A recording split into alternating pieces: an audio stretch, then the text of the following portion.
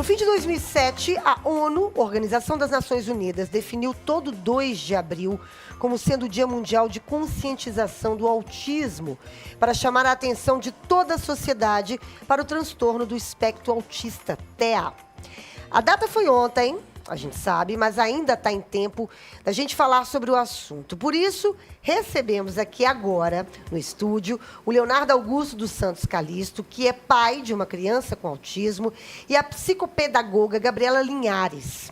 Eles são os idealizadores do Instituto Atípico.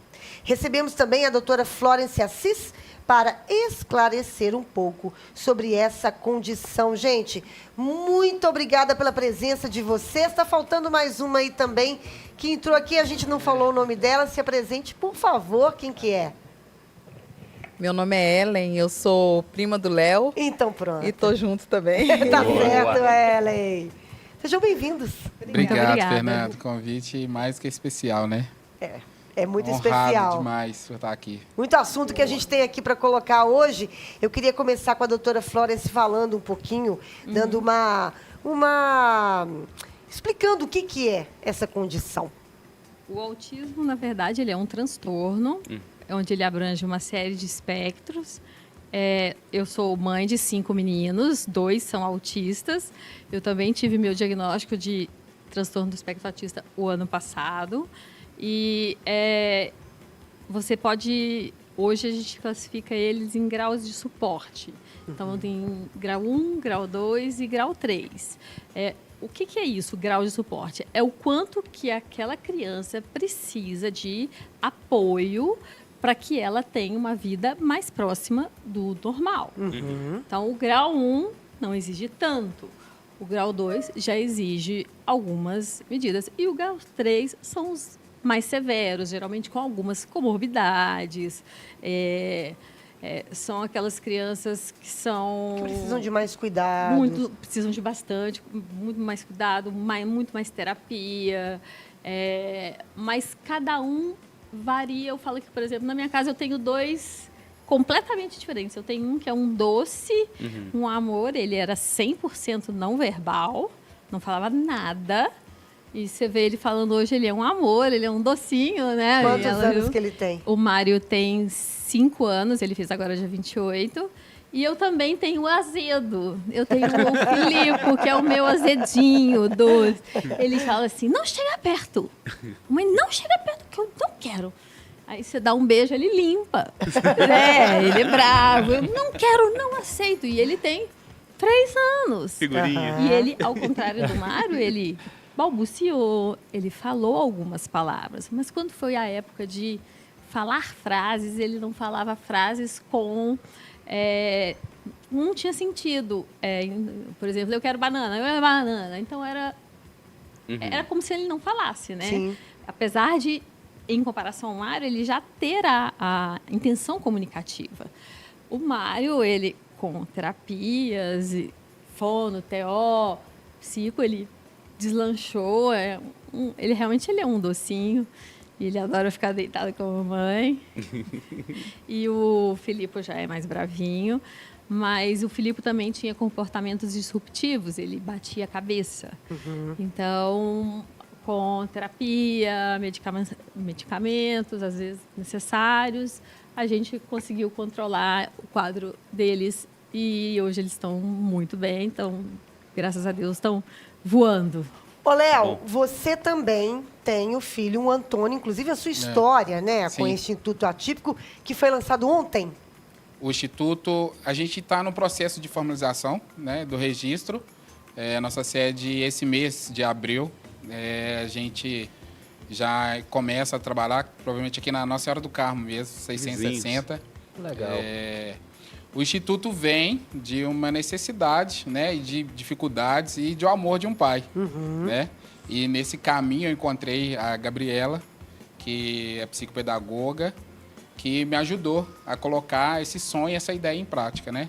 O Antônio, a gente descobriu, ele tinha 3 anos e meio, e a gente não tinha noção, eu particularmente, eu não sabia falar a palavra autismo. E eu fiquei maluco, porque eu falei, meu filho tem um problema muito sério, eu não sei como que eu vou fazer. né? E, assim, sempre... Eu tenho uma filha de 19 anos, a Júlia, e eu sempre fui busco ser um paizão e tal, e com essa descoberta eu falei, como que eu vou ser esse super pai pro Antônio? E aí eu fui buscando informação e não achava muita coisa. A Fernanda, mãe dele, me ajudou muito por ser professora. E aí eu comecei a falar. Eu tive uma amiga que me ajudou, me incentivou muito a ir para a internet e falar sobre o meu trabalho, sobre essa condição minha de pai e do autismo, né? E aí o autismo tomou uma proporção maior. Eu decidi fazer um evento chamado Café Atípico. Foram palestras falando sobre paternidade, autismo e inclusão. E deu certo e a gente decidiu fazer algo mais estruturado. E aí nós pensamos em criar um instituto, que vai muito nessa linha. A Gabi, por ser profissional da área, que está junto comigo, ela entende o lado do profissional e vê as dificuldades. E eu, como pai, tenho as dificuldades que eu vi, que era buscar informação, eu não tinha, buscar profissional, eu não conseguia. Na prática, né? Na prática, exatamente. E aí nós nos unimos e estamos aí, né, Gabi? Fala um pouquinho como é que foi a sua história, Gabi? Como é que você resolveu entrar nessa missão? Eu já desenvolvo um projeto há um bom tempo, né, que eu dou acessibilidade ao atendimento psicopedagógico para as famílias vulneráveis. E nesse caminho que foi surgindo, né, crianças com TDAH, com autismo. E como é que eu posso dizer? É algo assim bem complexo, porque as famílias vêm com uma demanda e muitas das vezes essas demandas não conseguem ser alcançadas justamente por um sistema que não acolhe. E o caminho foi trilhando, né, automaticamente. A gente vai se unindo, né, a pessoas que têm essa mesma forma de pensamento. O Léo, né? Que eu falo que o Léo vem como a parte prática. Sem querer, a gente vai se encontra, né? A comunidade, o caminho, a necessidade, ela vai tudo se abraçando vai se uns unindo. aos outros. O Léo vem com esse olhar paterno, né, dessas dificuldades de acesso, e eu, como profissional, vendo as dificuldades dessas famílias de terem acesso e querendo fazer algo mais, acabou que nós nos encontramos. Aí eu fiz a palestra, né, Léo? Foi. No Café Atípico, e Café aí nós fomos fortalecendo cada vez mais os nossos laços. E aí hoje a gente, né, vem trabalhando aí com essa questão com o autismo, porque é algo que precisa ser trabalhado, ser conscientizado. Não é muitas famílias que sabem. Então, hoje em dia, cada vez mais, por exemplo, eu recebo no consultório crianças com 2, 3 anos com características, né, comportamentais, né, porque o autismo é comportamento, então não tem um olhar clínico. O olhar é comportamental, então você pega aquela questão e olha, tá isso, tá aquilo. Às vezes, por exemplo, quando eu vou na escola fazer visita, às vezes não tinha tido esse insight de alguma criança que tem, e aí na escola o professor fala, fulano fica só no cantinho, ou só tem 2 amigos, e aí fala assim, opa, peraí, mas isso tem padrões de comportamento, né, de autismo. E aí vai você conversar com a família, falando dessa possibilidade. E eu não fecho o diagnóstico, né? Quem fecha são os médicos, o psiquiatra, o neurologista. Então, assim, é um trabalho gostoso, porque você dá direcionamento, sabe? E isso é importante, dar esse direcionamento, porque a sociedade, hoje em dia, ela não consegue perceber e entender, e a gente precisa, quanto antes, tratar, né? Levar essas famílias para um... Eu tenho duas sempre fala, dúvidas, né, em relação... você falou do diagnóstico, seu diagnóstico, né? Há um ano? Cerca de um ano. Esse diagnóstico tardio. Sim. Hoje o diagnóstico é mais fácil, as pessoas têm uma facilidade ou não. E uma outra coisa que eu observo, algumas pessoas tentam trazer a coisa do autismo para uma certa moda. Eu já vi gente brincando com isso de uma forma muito perigosa, de colocar, sabe, como se fosse, que legal, olha isso, o futuro. Infelizmente, sabe? a gente não tem uma pais, coisinha rolando nas redes em relação a isso? Tem, ou é só observação minha? Não, realmente tem esse olhar, né, de que é moda. Realmente não é moda. Tem pessoas próximas de mim que foi diagnosticado também, tardiamente, e justamente são padrões de comportamento. Sim. Então eu falo, gente, quando você faz uma anamnese, quando você faz uma anamnese e você fala né, você pergunta para a família assim, observa aquele tio, aquele avô, olha o comportamento dele, era mais antissocial, era isso. E aí, quando você vê, já tinha um padrão. E como tem uma causa genética também dentro do DNA, né? E não só como fator ambiental, né, que também pode ser provocado, acaba que as pessoas acham que é moda, mas não é. Infelizmente, o nível de suporte 1, que na maioria das pessoas, né, que tem essa funcionalidade e acabam sendo diagnosticadas, né, mais tarde, acaba que elas, né, as pessoas acham que é modinha porque tem uma funcionalidade, mas na beleza, mas e prática, os comprometimentos no social, ela na fez comunicação? medicina, ela é E eu cirurgiã falo isso cardíaca. até porque eu assisti um vídeo outro dia na internet em que o cara, ele é empresário, bem-sucedido, um youtuber famoso. Ele fala, não, porque eu fui diagnosticado. E ele fala como se fosse um negócio assim, dá medo de banalizar a questão. Mas eu acho difícil, por mais que se fale muito, a intenção de criar o Instituto é exatamente, quando você vai para a prática, quando você enfrenta as dificuldades e você vê que o seu filho não reage a uma coisa supostamente normal, Sim. você vai ver que não tem como virar O buraco moda. é mais embaixo. É muito mais embaixo. Conviver também, É, com a conviver. sociedade que ainda não está Preparado, Não tá preparada. nada. A gente, durante muitos anos, né, foi a luta dos pais com pessoas com chamavam síndrome de Down, né, antigamente.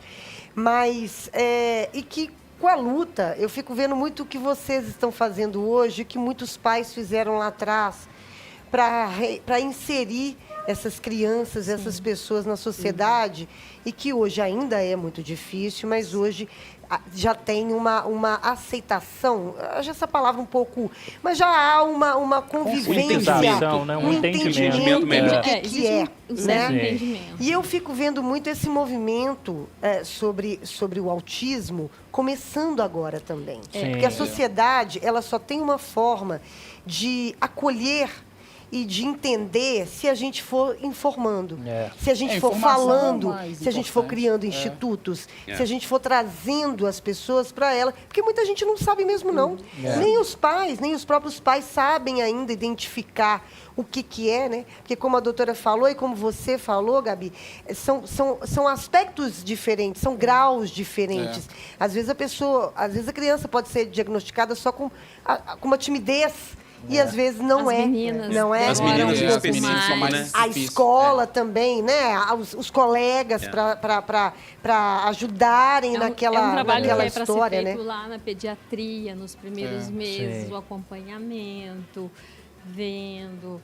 Eu mesmo tenho um sogro que é pediatra e eu falava, esse menino é diferente, tá errado, esse menino não fala, tá errado, eu fazia fono, eu falava, eu quero que você faça fono 5 vezes por semana, falava com a fono dele aqui, né?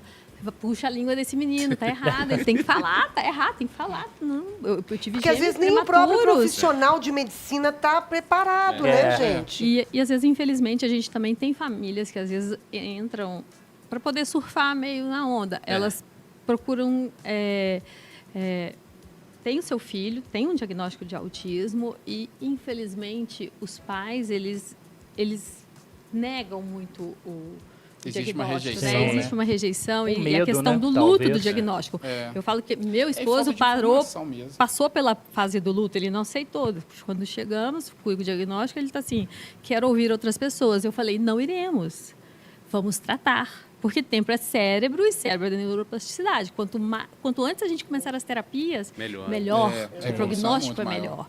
E aí tem pais que aproveitam para poder saber aquilo que a lei dá de direitos e benefícios para a criança autista. Sim. E é muito triste você ver que um pai está feliz porque Comprou ele um tem carro com desconto na né? passagem aérea, Mas tirar ele não vantagem paga em cima de uma IPVA, condição, né? sabe? Mas aí é o do ser humano. Aí é o ser humano. Mas Aí é um ser humano algo ruim cultural. com ou sem filho autista. O caráter é... Aí é o caráter da pessoa que aí... Isso O Antônio estava perguntando sobre, né, a gente está falando sobre a sociedade, uma busca que a gente tem. Ontem nós fizemos uma panfletagem aqui na Savassi, muita gente passa direto.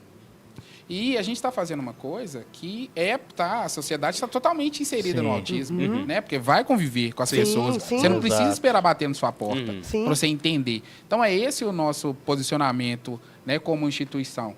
A gente quer buscar que a sociedade também entenda a causa por esse convívio, né? Para o mercado de trabalho, a gente busca essa imersão de fazer parcerias, né? Para poder, na questão da cultura, que eu tenho alguns acessos que eu tenho buscado, né? Inclusive amanhã a gente tem, Então, são essas coisas. Porque, de alguma forma, eu não preciso falar do meu filho só específico, eu quero falar da causa para que todo mundo fique sabendo e que desperte esse olhar, que quando chegue no supermercado, em algum lugar fechado e tem a plaquinha lá de autismo, a pessoa entenda o que é quando vê o autismo, porque não tem característica física. E aí, como que você vai saber? A Florence falou que os filhos dela não gostam de usar o colar. Eles não O Antônio usa. Então, mas eu ando com a carteirinha dele. Nem todo lugar ele vai estar. Se desencadear uma crise ali, como que vai ser? Então, esse entendimento que a gente busca levar. Porque foram questões e questionamentos que eu tive como pai, Léo, que eu tento e que não analisar. é pirraça, né? E que não é pirraça, não é falta de isso. educação. As pessoas, quando Não é vêm, piti. elas acham que Não é é piti, piti, nem que é mimimi. pirraça, mas não é. Sim. É uma crise, é uma desregulação emocional que aquela criança está sofrendo porque ela não está dando conta daquele espaço. Sim. Tem alguma coisa que está tanto provocando. estímulo, É né? muito tanto estímulo isso. É uma sobrecarga de estímulos que eles não dão conta. E aí eles entram em crise. E para você conseguir reverter essa crise, você precisa de um ambiente, um espaço acolhedor, um local mais silencioso, mais Mais calmo, seguro pra eles, tranquilo. né? Mais Com, confortável pra eles. Se sintam com seguros, brinquedos ou aparelhos, livros, coisas que são mais sensoriais. E a gente faz uma parte dessa parte desse trabalho também. E a gente tem procurado fazer isso também, porque como sou eu e meu marido, nós também, assim como eles, nós também temos o nosso @montando um time, que a gente procura dar informação de qualidade, onde a gente orienta, acalenta, acolhe, orienta as famílias. E temos também o Montando um Time, que é uma assessoria empresarial, onde a gente procura treinar os estabelecimentos para que eles possam estar recebendo essas famílias. E se por acaso uma criança tiver uma crise, para que eles saibam. A gente palestra e a gente escolhe as pessoas de cada turno para que eles possam saber acolher aquela mãe com aquela criança que tem aquela crise naquele momento. Falar assim, olha, nós temos treinamento, aqui, a senhora prefere ir para um local mais tranquilo? A gente, por exemplo, a gente fez os 2 nossos primeiros projetos pilotos. Um foi, vou falar que a dona Hilda da Boca do Forno, que eu a conheço há quase 20 anos ali no Ville, ali no Lourdes, e ela topou. E lá tem uma salinha de brinquedos, um espaço kids. E nós fizemos o treinamento, fizemos as palestras, pegamos, e a gente acaba sempre descobrindo alguma pessoa que trabalha lá que tem um parente autista. Sim. Então, até facilita para a gente. Então, a gente deixa os colares... Fala de novo o arroba. Nosso tempo tá @montando um time. Montando um time? Montando um time. Tem os colares, tem os abafadores, e a gente criou lá o primeiro espaço kids sensorial. Então, a Boca do Forno foi o primeiro espaço de Belo Horizonte verdadeiramente inclusivo, com um espaço kids sensorial. Boa. Então, esse é um dos nossos projetos, tá, Gabi? Se a gente Fala se agora juntar, o a gente seu. fala muito. Nosso arroba é Instituto Atípico 2024. Né? A gente está lá falando sempre sobre o assunto, né? E colocando em pauta essas questões. Né? Amanhã tem evento. Amanhã tem evento. Fala. Amanhã é o primeiro, né, samba beneficente, né, de inclusão. Vai ser lá no Três Pretos Bar, na Avenida Pedro II, 3608. E ontem nós fizemos o lançamento da coleção, né, que é em homenagem ao meu filho, né, que é da loja de Geeks, que é o meu amigo, meu irmão. Né, e é uma tem a homenagem, ontem foi a camiseta, do hoje Mário nós estamos Bros. aqui, do Mário. Depois posso levantar só Claro. para mostrar melhor. Que Ele é tá me devendo homenagem uma, porque ao- meu filho e o chama apelido, Mário. Que é o Caririco, que é o apelido do meu filho. Caririco. Caririco. Maravilhoso. E lá no perfil acha para comprar? Acha, Acha? pode chamar a gente lá, que a gente Aí, né, ó, faz tá o link com a loja lá, quem quiser. Arroba A Instituto camisa- Atípico. Arroba Instituto Atípico 2024. Isso, já tô E seguindo aqui. eu não posso só, eu tenho que aproveitar aqui, né, meu tempinho. A gente faz simpósios.